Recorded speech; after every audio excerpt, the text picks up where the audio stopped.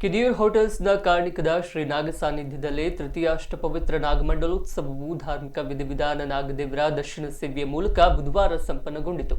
Kidiyoor hotels MD Bhuvanendra Kidiyoor, ನಾಗಮಂಡಲೋತ್ಸವ ಸಮಿತಿ G Shankar ಆಯೋಜನೆಯಲ್ಲಿ Vedamurthy ಕಬಿಯಾಡಿ Jayarama ಆಚಾರ್ಯರ ಮಾರ್ಗದರ್ಶನದಲ್ಲಿ ಗಂಗಾರತಿ, ಪಲ್ಲಪೂಜೆ, ವಿವಿಧ ಧಾರ್ಮಿಕ ಕಾರ್ಯಕ್ರಮಗಳು ನಡೆದು 108 ವೈಣಿಕರು ಏಕಕಾಲದಲ್ಲಿ ವೀಣೆ ನುಡಿಸಿ ನಾಗಾರಾಧನೆ ಜೊತೆ ಭಕ್ತಾದಿಗಳಿಗೆ ಅನ್ನ ಸಂತರ್ಪಣೆಯೂ ನಡೆಯಿತು.